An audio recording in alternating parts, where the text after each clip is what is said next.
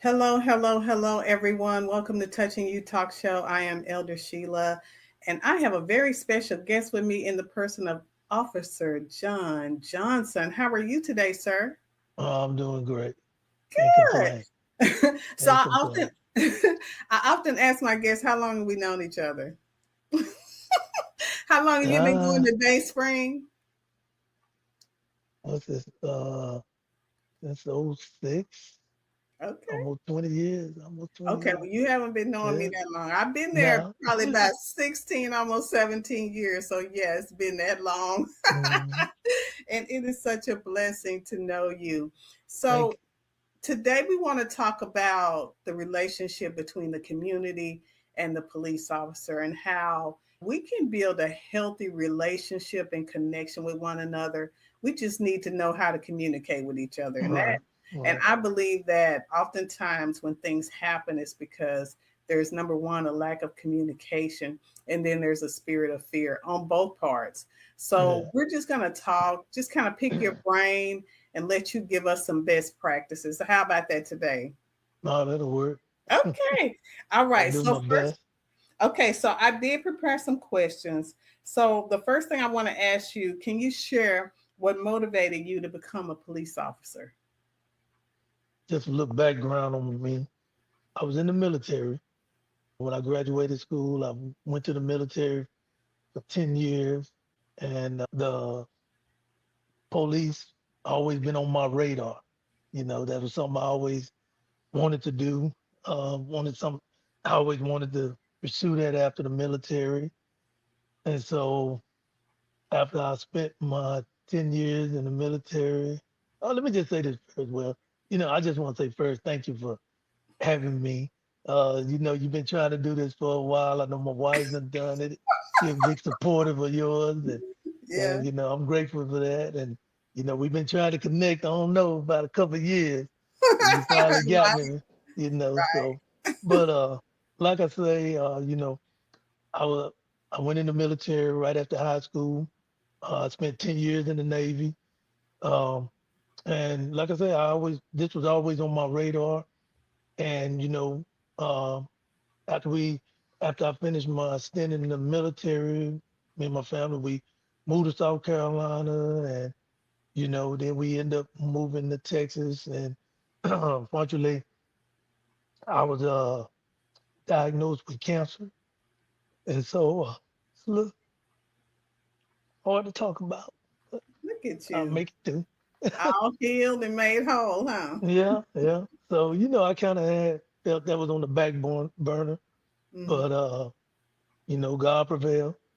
And that was back in '96. And then uh 2001, I became certified peace officer for the state of Texas. That's when I started my career in Alto, little place up in East Texas. Then worked at Angelina County Sheriff Department for a little bit. Then I moved on to Lufkin PD, and I worked there for a few years. I left. Then I moved to Indiana. I came back to Lufkin PD, and I had applied here in Dallas, and I got the call. And but by that time, I had went back to Lufkin, and they called me and asked me was I still interested. I said yeah. So hey, I'm here now. I just recently made 20 years last month with DFW Police Department. Nice. So that's kind of been my little history getting it started. I really can't say what motivated me. It was just something that I think that was just kind of I always wanted to do, and I was always intrigued by the police officer, and not by what they do, arresting. Some people like the thrill of it, go get it and all that stuff there. But I think more or less for me, I take a little different approach, and it was something that I felt like I can help people at, and so that's I think what kind of drew me in, helping people, seeing people, talking and see what I can do to help them, make their life a little better, So that's kind of I think what kind of drew me in. I don't, I just can't really pinpoint what motivating me to say, hey, this is what I want to do. You know, some people say, this is what I want to do since I was a little kid, you know, but Mhm. that wasn't the way it worked out. So, you know, but I'm still here doing it. And I love it, you Absolutely. know. 20 years is a long time to be anywhere. That's just 20 years at DFW, you know. Okay. Yeah. Okay. So So, you've seen a lot. You've seen people come and go, huh? yeah, I have. Yes, I have. So let me ask you this. What does protect and serve mean to you personally? Question was, what does protect and serve mean to me? And so, you know, I have my own theories, but what I was reading about protect and serve, we always, and it means exactly protect. They are expected to keep people safe, prevent crime, respond to emergencies, and defend the public from harm. That's what protect means. Serve means they are meant to help the community, assist citizens, uphold rights, provide aid in crisis, and act in the public best interest. And I looked at that and I say, that's exactly what it means to me. You know, I'm protecting those that maybe can't defend for themselves. I'm protecting their homes. I'm protecting their property. You know, those are things that some people can't do for themselves, and that's what the public depend on us to do for them when they're away or wherever they might leave their property.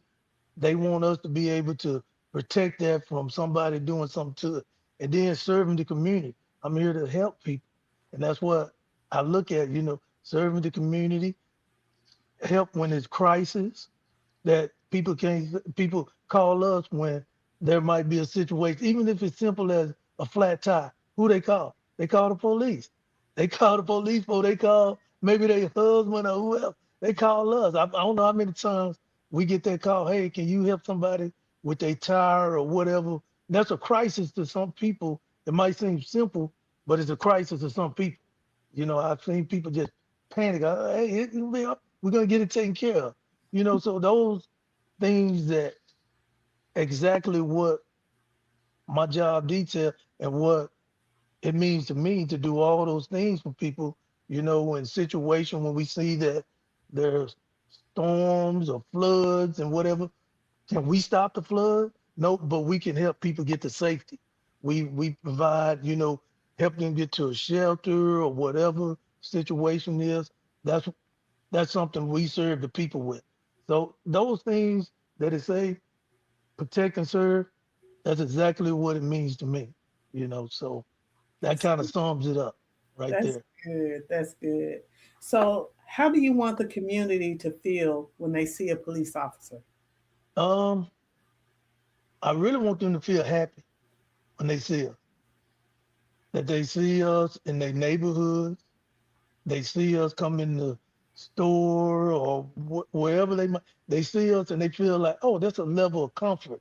Hey, I see this police all the time driving my neighborhood. Hey, I like that because he's here watching my house when I'm gone, watching our streets at night, the daytime. They coming in the place of business. You know, people like for us to come in their stores and stuff like that because they feel like when people see, oh, police is always here, my store. I'm not gonna try to steal nothing out of there because they always here or wherever, especially businesses, you know. So they like that. So I want people to feel safe and happy when they see us to say, hey, it might have been something oh, look at the police. I can ask him, you know. So I don't want people to be afraid. I want them to be excited when they see us, you know, because that's what I'm there. I'm not there to cause no harm or whatever. I'm there to, you know, just like you are. Regular people, hey, we go in to eat just like regular people. So people feel a level of comfort, and that's what I want them to feel when they see us. Okay. All right. All right. So, what are some of the ways officers are trained to de escalate situations? Well, there's many ways that you know we go through de-escalation training. Um, I say that in my level of way, what I try to do is when I go to maybe some type of irate call or whatever. My way first, hey, if I had to separate, let me listen. Listen first. Listen to what the people say because a lot of times people they already up here and they want you to listen to them first, you know. And that's something I learned to just listen and then let me speak calmly to them. Say, okay, this is what we need to do. This is the situation we have here, and being able to talk, say, everybody just calm down. I'm gonna listen to both sides. You know, you tell me your story, and I repeat it back. Okay, you say this is exactly what, so they'll know, hey, he was listening to what I said, you know. I might not agree with everything, but I was listening, and then I'm gonna take whatever approach I need to make sure the approach is within my guidelines of what I can do by the law, or whatever the situation is. And like I say, it's just a level of learning how to talk to people. Not going up there already. What's going on? You know all that hyped up. Then they get hyped up. You're not gonna resolve nothing. So it's they tell us we do these drills, and I'm a trainer in my department, and we have what we call we have like this big screen, the TI machine, and we just did some training. We got a new machine, and it's a big screen, and we go on there. We got hundreds of scenarios, and we pick scenarios like this last one we just did. We run everybody through. We pick scenarios where it's no violence. How are they going to come in and de-escalate the situation? How are the officers going to act? And they have to talk to the screen without the screen talking back. So we kind of do some training like that to show officers how to do it. And after that, after we show them what they did, we can play it back and we debrief them on, hey, this is what you should have done. You did good. And we're not trying to, hammer them, but we want to say, hey, this may be the approach you should have took.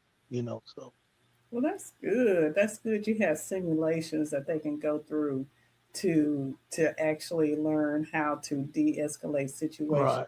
So, what would you say to someone who feels afraid when approached by a police officer? Mm, well, if you feel afraid, I mean, just just just be calm. I mean, um, if you're talking about like a traffic stop or just my suggestion is be calm. I mean, people be nervous, and that's okay to be nervous. I get nervous when the police drive behind me or Right. whatever, and I ain't even speeding sometimes. Yeah. But I mean, the only thing I tell people just be calm and ask whatever he asks you, just answer the question. I mean, I mean, we're not there to harm you. I mean, for no reason. We're not there to, try to make you feel afraid. But I mean, I know people, or some people are just afraid of people.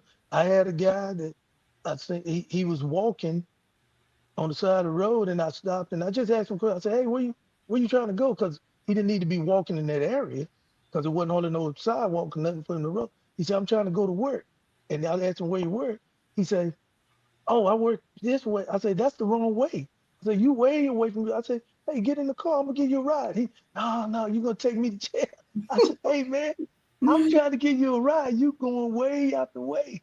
And he was afraid to get in the car. And I say, "Listen, man, what time you supposed to be?" He say, "I'm already late." I say, I'm gonna give you my car. I say, "I promise you, I'm taking you to work."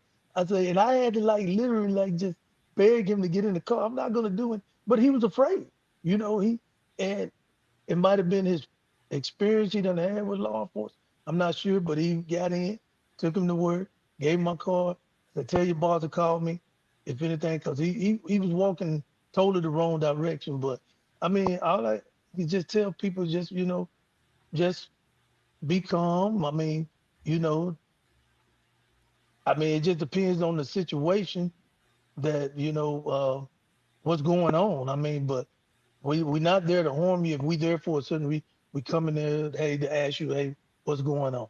I'm not trying to approach you in no mean way or whatever the situation is. So, can you walk us through what's going through an officer's mind during a routine stop? Um, I guess the first thing I can say is not no routine stop. No stop is the same. People say, "Oh, routine stop." It's never the same stop. Um, you know, I will. Well, in my mind, I can't speak for every officer. I say, when I do a traffic stop or whatever, in my mind, I'm going to approach the car. I'm always going to be looking for my safety, and not just from the person. I'm looking for the car that's coming. Make sure I'm approaching the right way. That and so it's always you're going to have a safety level there, and so when I'm going to that stop or getting out to come talk to them, I'm always aware of my situation. We have things that we do, like people always ask why we touch the back of a car or something. You never know what happened. We touch that, so if something happened to us and they find the car, they can see if we touch it, who what officer. There's a lot of different varieties go in there. But like I say, it's just what type of stop it is. You know, there could be stop where it's stolen vehicle or something. So you treat that in a different way than just, hey, I'm stopping you for speeding. Hmm. So, there's I'm gonna just tell you something real. The other day, I was going to a thing they call a stolen recovery. Somebody had got their car stolen. It was put out by Waxahachie, and so they tell us, okay, it's located here at DFW in the parking lot. They sent me the picture to the detective. So normally we go there, we find the car, we get it towed, we let them know, hey, to take it out of the system, we find it. But when I got to the car, somebody was in the car. So Uh-oh. now it changed the whole different game. I'm drawing my weapon. I get other officers there. So it's a whole different situation what can change your stop. So, what have been like just a normal, oh, okay, we found the car, turned into a different situation. So the level changed, and what was presented to me. Right, right. So, what are the common misunderstandings civilians have about police procedures? Um, I think one main one that people think that um, when we do a traffic stop, we try to meet a quota. we we don't get nothing for no traffic stop. We don't get no bonus. There's no quota. If I go out there and make 100 traffic stops that day, I get nothing. I get I'm nothing. sorry. I have said that. I'm like, maybe, like this past weekend, it was so many police officers out, just everywhere. And Yeah, one spring side break. of me felt like, oh, I feel safe. And then the other side of me is like, okay, why is there so many? Are they trying to meet a quota? So thanks for clearing that up. Yeah, and like I say, it was spring break week, so they Mhm. want you out there more. A lot of kids driving, doing stuff. So, but far as I think people think, oh, they trying to meet their quota. I ain't got no quota. I get nothing. Okay, all right, all right. Let me get back to my question. All right, so my next question is just a second, just a second. All right. What are some of the things people do unintentionally that can escalate a situation? Um, I think when we make a traffic stop, uh, and we approach the vehicle, and they just automatically like, "What you stop me for?" Just and then they realize, oh, yeah. I mean, you know, the thing I say, just listen to us first when we come up, because we have a thing we call step-and-step violator that we have to introduce ourselves. We ask you for the deal before you just start already condemning us. Oh, yeah, I wasn't speeding. Just hold on, and because that changes the deal. Most of the time with me, if I'm making a traffic stop, I already have my mind made up before I even approach you if I'm gonna give you a warning or not. But when you start going in on me as soon as I get to the car, before I can even talk, now you done changed my mind. I'm Okay. probably finna give you a citation, Okay. because now you just not even letting me talk. You're automatically condemning me. So now I'm like, okay, you just done changed the old thing. Now I change my mind. Okay, there's a ticket. Okay. So this is not a question that's on the list. All right. Hmm. But how dangerous is it to get out of the car? Like when somebody like, because I did that, and thank goodness. I Hmm. think the reason why the police officer didn't feel threatened by me getting out of the car is because when I was getting ready to go into the church parking lot, and then I made the U-turn and the lights came on, and I'm like, I'm not stopping in the middle of the street. I'm gonna pull into Hmm. the church. And then immediately jumped out of the car and I said, "Why did you stop me?" So, how dangerous is it to just hop out of the car like Um, it can be real dangerous. More dangerous at nighttime. that? You know, because at nighttime it's a different. People don't realize it's a different crowd out there at night, Right. and so getting out of the car, we want you to stay and let us approach. Because when you get out, we automatically now thinking, hey, what you jumping out for? What are you trying to hide? Or you gonna jump out and do something to us? So, that kind of like just sit and let us get there. Even if you pull in the church parking lot, to stay in your car and let the officer approach and say, hey, I'm coming to my Bible study, uh, you know, and I'm here, but I just want to get somewhere off the road a little more safe. And we understand that some people want to kind of they see a little store up there, pull up there to the store. That's fine to me. Just try because some people don't want to be on the side of the road if they see a little store or something a little closer. But Okay. stay in your car, Sheila. Okay. I'm gonna make sure and never do that again. Never do that again. All right. What is something you wish more people understood about police officers as people? Um, Because we don't. A lot of times, people see police officers as police officers and not as just genuine. They're people too. yeah, that something more that y'all understand is us. I guess, like you say, we're people too. Um, and we're not all bad police.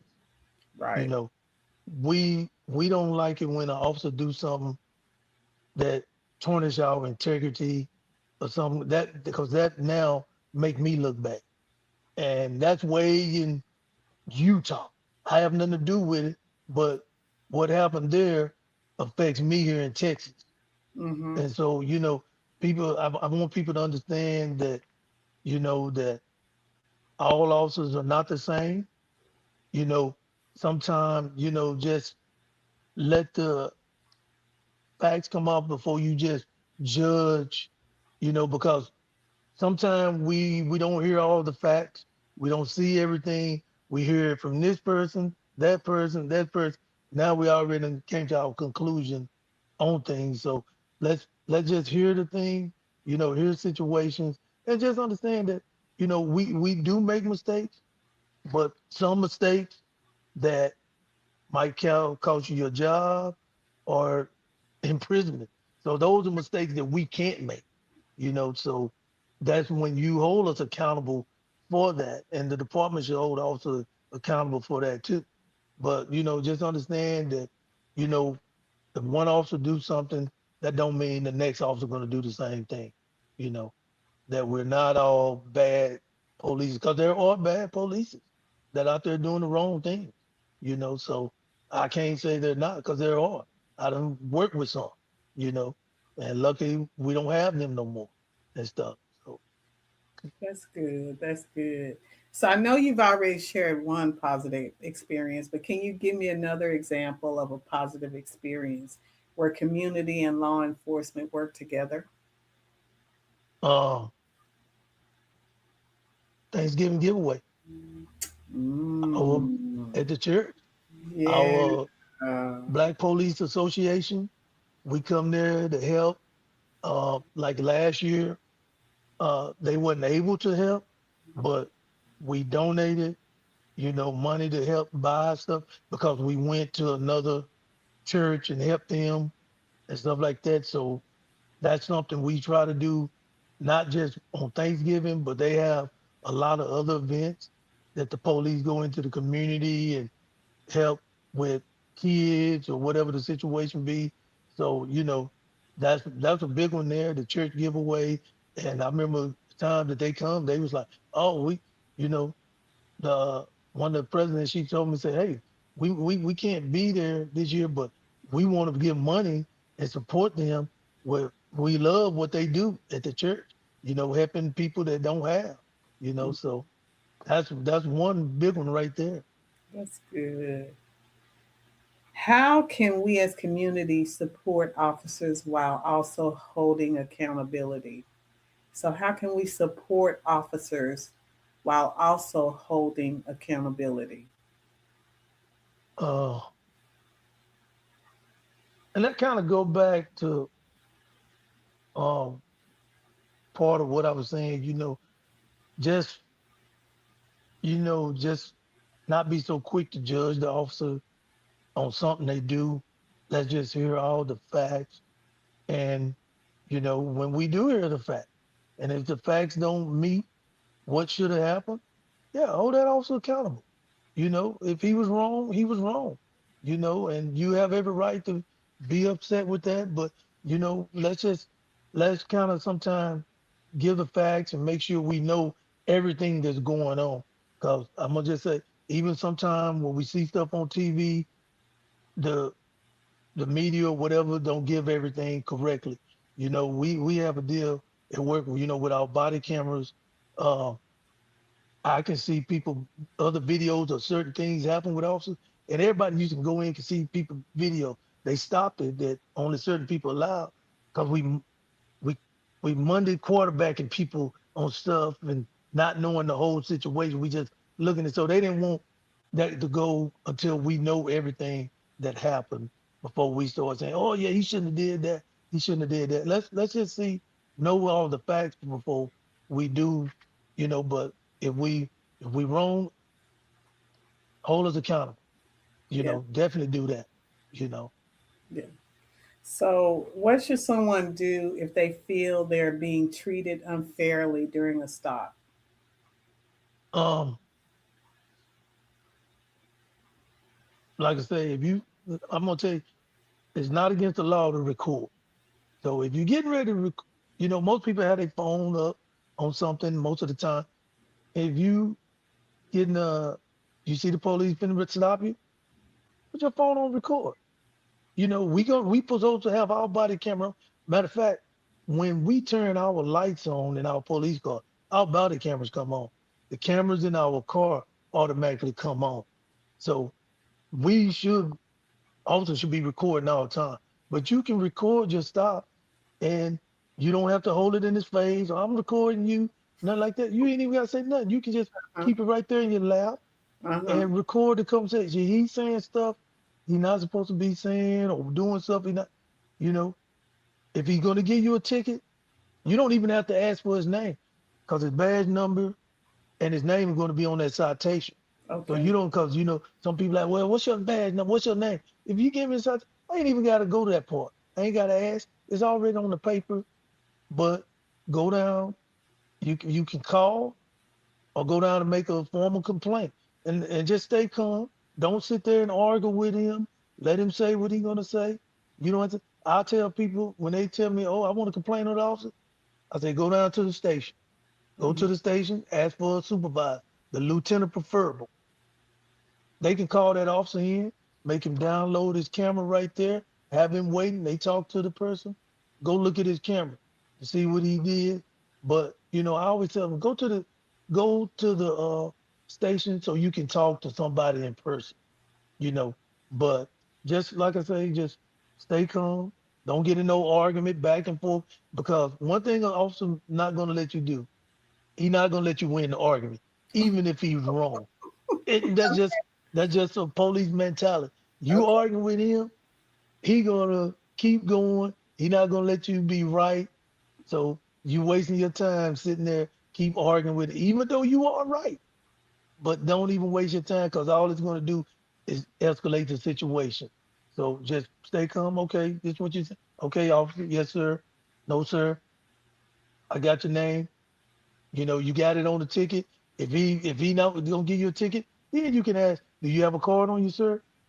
He should have a card. And we also, what we do is, even if we don't give you a ticket and we give you a warning, we can give you a verbal, but we document it on our phones that we write the tickets. Or we give you a little card that says, this is not a ticket. It's just a warning, have my name and my badge number on it. So it's for basically for records keeping, if they want to come in and do an audit to make sure I'm not just stopping white people or whatever. They Mhm. come in and look at it, say, hey, he's only stopping white people. Or he's only stopping black people. Mhm. Okay, we got a pattern here. Something ain't right, you know. So that's what most departments should be doing, you know. But just stay calm. Don't argue with them. So, what do you say to that person that's contemplating going to the police academy? Maybe they're riding the fence. How could you encourage them? You know, like I say, I can share my experience. I love my job. I love what I do. Uh, I never had any major problems, you know. And I mean, I think if it's something you really interested in and you in it for the right reason, not so, oh, I can go arrest people. I want to go chase people and that kind of stuff there. You know, you kind of like, you can get yourself in trouble because you're looking to try to do that every time you stop somebody or, you know, you're trying to raise the bar. So I mean, but if you're looking in it to really help people and help your community and be a positive person, you know, that, you know, people can go back and say, you know what, Officer Black, man, she really helped me today. You know, I don't know what I would have done without her advice or just helping me get out that jam or whatever the situation. You know, so I'm saying if it's something you really looking into, you know, and it's something you really want to do, I mean, I think it's a great job to have, long as you're doing the right thing and not out there doing the wrong things, you know, because you can get caught up doing the wrong thing. So, you know, but if it's something I think it's a good career and stuff, you know, just like right now we see what our president got some of these law enforcement doing, ICE and stuff like that. That makes it look bad for us. You know, I just say today at work, I was coming through, stepped out, and some people seen me. They, hello, officer. And the couple, they looked at me again, looked at me, kept looking at me. And the lady said, are you ICE? And I said, no, I'm just a regular police officer. I'm not ICE. You know, I don't know because of my uniform. I don't know what it was. She kind of she kind of like got startled, like, oh, he ICE or something. You know, I said, no, I'm not ICE. I'm just a regular police officer because they done made it where now it look hard. It's hard for us because Yeah. of what they doing, Mhm. and a lot of them are doing it, and they know it's not right what they doing. You Yeah. know, Yeah. so but I mean, it's a good career. It's a Yeah. long career, you know, long you can make it a good long lasting career. And so I think if it's something you're interested in, by all means go for it. Go for it. Well, I certainly do appreciate you taking this time, allowing us to pick your brain. And I'm telling you, I know for a fact when I see you around, I know I feel safe. So that's I good. feel That's good. safe and I don't feel threatened. And I You will know. take your advice. And really, prayerfully, I won't get stopped again. Yeah, That's yeah, yeah. that part, that part. But in the Yeah, event that I do, I'll make sure and not get out of yeah, the car and I just stay in won't, your car. Just yeah, I stay in your car and won't see argue or come. anything like that. Yeah, you know, I'm gonna hey, do my you part. know, because you gotta understand, it ain't always for speed. It could have been your tail light that was loud and you didn't even know. And we just stopped and say, hey, your tail light out. I don't know if you knew, but you might want to check it out or something like that. You know, it can be real simple things, and people just automatically thinking, oh, we here to give you a ticket, you know. And I mean, to me, I wrote enough tickets in my career that most of the time I'm getting out warnings anyway, you know. Mhm. So Mhm. Like I said, we don't get no quota either. See, Okay. we don't get we don't get no bonus. Okay. Well, I would definitely keep that in mind. But thank you so much for Oh, taking this time to I'm glad to be here. speak with I me. And appreciate you I'm even thinking about me. yeah, I'm asking everyone that's watching, please share. The Yeah. premise of Touching You Talk Show is we're spreading the good news. It's not about, bad mouthing anybody or putting ice down or nothing. It's not about any of Hmm. that. We Right. just want to share the good news and let people know that everybody ain't out there. Every officer is not out there with waving his gun, ready to Right. shoot you Right. down. It's not like Right. that. So share, share, share so they can hear the information that has been spoken tonight. And it is my prayer that everyone will have a great day. This is And you know such something, I will tell you, I will, when we get new laws come up, they come out every September. And if you like say, just say, hey Jay, can we do a quick deal on some new laws? Because we get updates and y'all don't know 'em. okay. Y'all don't know the updates. That Okay. stuff changes. I mean, I'm gonna just tell you one real quick that a lot of people don't know that, when you get a used car now, it's no paper tags. It's a Mm, metal tag. You don't get paper tags no more. And a lot of people didn't know that. You get a metal tag and then you will get another tag, but that's stuff that changes. People don't know that these laws go in updates every September and they don't know the laws, and they think, well, I had that, but it can change and you don't know that stuff. okay. So, All yeah. right. So y'all heard it. He's coming back in September. He's coming back to give us some updates, and we will definitely be looking forward to that. Okay. Well, thank you All right. Well, everyone for thank you. joining. And this has been Touching You Talk Show. Have a great day, You everyone. too. You too. Bye bye.